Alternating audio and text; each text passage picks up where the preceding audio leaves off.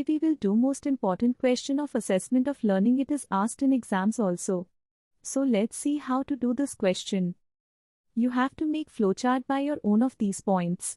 Importance of remedial instruction for improving learning. Remedial instruction is a targeted educational approach designed to support students who are not meeting academic standards. It aims to identify and address learning gaps, provide personalized learning experiences, and enhance overall academic performance. परिचय पुनरावृत्ति निर्देशित लक्षित शैक्षिक दृष्टिकोण है जो उन छात्रों का समर्थन करने के लिए डिजाइन किया गया है जो शैक्षणिक मानकों को पूरा नहीं कर रहे हैं।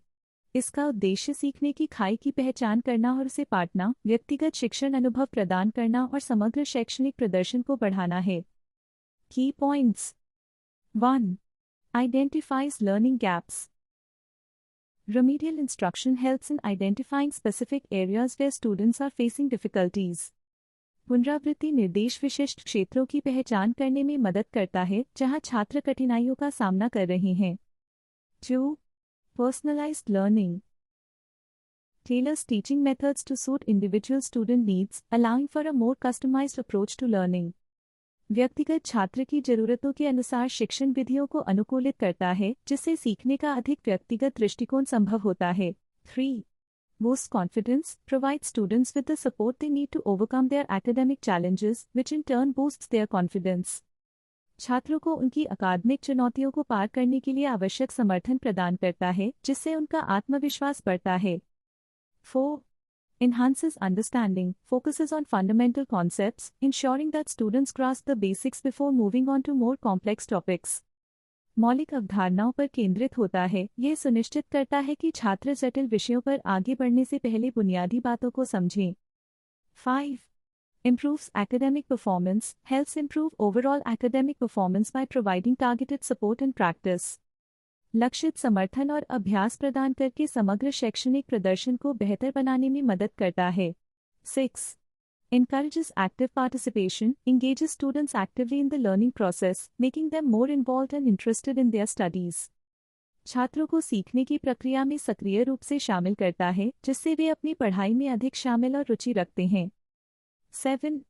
Reduces dropout rates, addresses learning difficulties early, reducing the likelihood of students dropping out of school. प्रारंभिक चरण में सीखने की कठिनाइयों को संबोधित करता है जिससे छात्रों के स्कूल छोड़ने की संभावना कम हो जाती है। 8. Fosters a positive learning environment, creates a supportive and encouraging environment where students feel safe to express their difficulties. एक सहायक और प्रोत्साहित करने वाला वातावरण बनाता है जहां छात्र अपनी कठिनाइयों को व्यक्त करने में सुरक्षित महसूस करते हैं। 9. Incorporates diverse teaching techniques.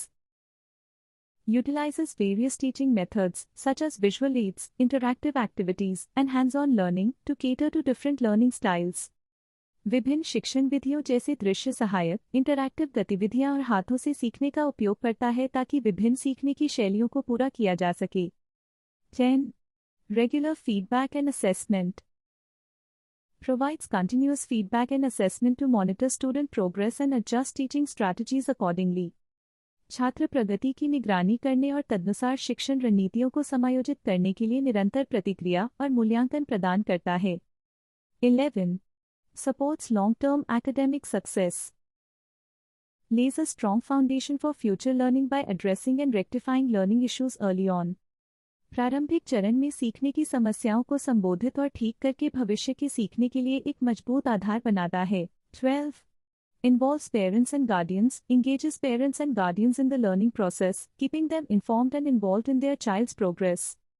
माता पिता और अभिभावकों को सीखने की प्रक्रिया में शामिल करता है, उन्हें अपने बच्चे की प्रगति से अवगत और शामिल रखता है। 13. Encourages lifelong learning, instills a positive attitude towards learning, encouraging students to continue learning beyond the classroom. सीखने के प्रति सकारात्मक दृष्टिकोण विकसित करता है, छात्रों को कक्षा के बाहर भी सीखना जारी रखने के लिए प्रोत्साहित करता है। 14.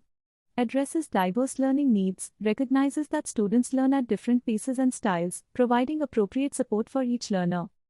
यह मानता है कि छात्र अलग अलग गति और शैलियों में सीखते हैं, प्रत्येक छात्र के लिए उपयुक्त समर्थन प्रदान करता है। 15.